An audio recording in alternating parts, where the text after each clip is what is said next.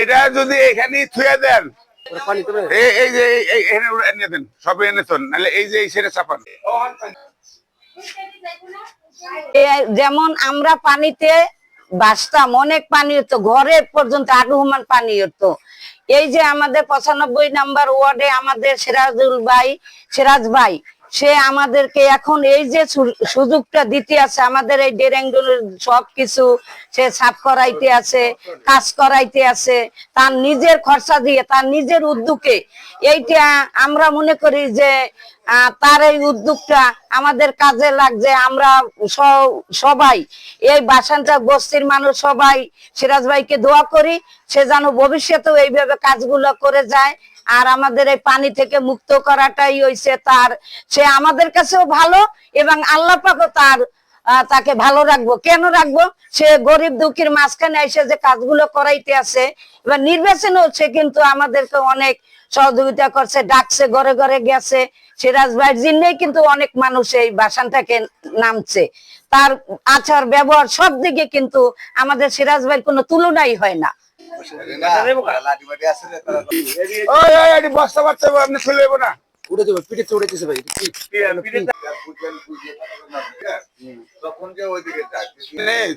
শুয়ে যাবো জমে, পরে একটু শুকাইবো না, পরে ব্যান দিয়ে নিয়ে হালাই দিবি।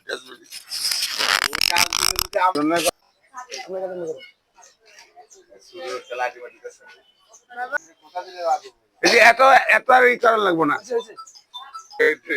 ব্যান গাড়ি দিয়ে হালাই দিবি। আরো আছে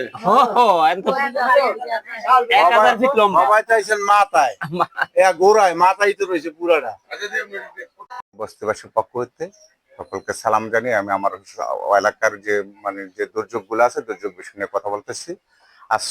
আজকে আমরা যে ড্রেনটা পরিষ্কার করতেছি, এই ড্রেনটা পরিষ্কার করার জন্য আমরা সর্বপ্রথম আমাদের এলাকার স্থানীয় প্রতিনিধি সিরাজ ভাই আছেন বিএনপির পক্ষ থেকে, তিনির কাছে আমরা একাধিক কয়েকবার যাওয়ার পর তিনি নিজস্ব উদ্যোগ নিয়ে এই কাজগুলো করে দেন।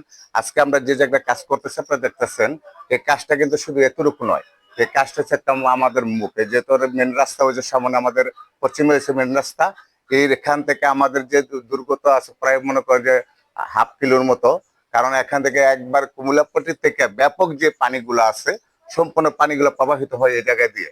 তা আমরা মনে করেন যে একটু বৃষ্টি আসলে আমরা এই যে যেগুলো ঘর দেখছেন সবাই জলবদ্ধতা হয়ে যায়। এমনিতে জানেন, আপনারা জানেন যে বর্তমান যে পরিস্থিতি, যেমন ডেঙ্গু মশা সরকারের যেহেতু উদ্যোগ আছে যে ডেঙ্গু মশা এবং পরিষ্কারের জন্য, কিন্তু এর ভিতরে বেশিরভাগই আমরা সম্মুখীন হচ্ছে আমরা এই বস্তিবাসীরা। কারণ কেন? আমাদের পরিষ্কারের কারণে, অসচেতনতা থাকার কারণে। তো আমরা এই সিরাজ ভাইয়ের কাছে যাওয়ার পর তিনি আমাদের ডাকে সাড়া দিচ্ছেন এবং তিনি নিজের এবিলিটিতে এবং নিজস্ব ক্ষমতায় এবং তার নিজস্ব অর্থায়নে তিনি আমাদের এই কাজগুলো করে দিতেছেন।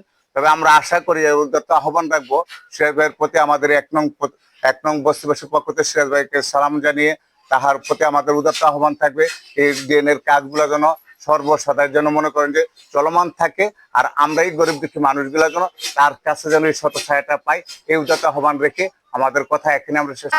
এবং সিরাজ ভাইয়ের 95 নম্বর ওয়ার্ডের সিরাজ ভাইয়ের নেতৃত্বে আমাদের এই 1 নম্বর ওয়ার্ডের যে কাজগুলো করতেছে আমরা এতে সবাই সন্তুষ্ট। এবং 95 নম্বর ওয়ার্ডের সিরাজ ভাইকে আমরা সভাপতি সাহেব আমরা অন্তর থেকে তাদেরকে দোয়া করি এবং তারেক রহমান সাহেবও দোয়া করি।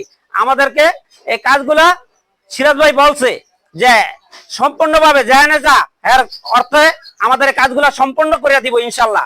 আমরা আশাবাদী যে ইনশাল্লাহ সিরাজ ভাই যে ওয়াদা দেয়, ওয়াদা ইনশাল্লাহ ঠিক রাখে। ওয়াদা কোনো সময় কারোর সাথে ভঙ্গ করতে দেখি নয়। এবং সাধারণ গরিব মানুষ দুঃখে সুখে বিপদে আপদে সিরাজ আগে আসে, তার জন্য আমরা সবাই অন্তর থেকে দোয়া করি ইনশাল্লাহ।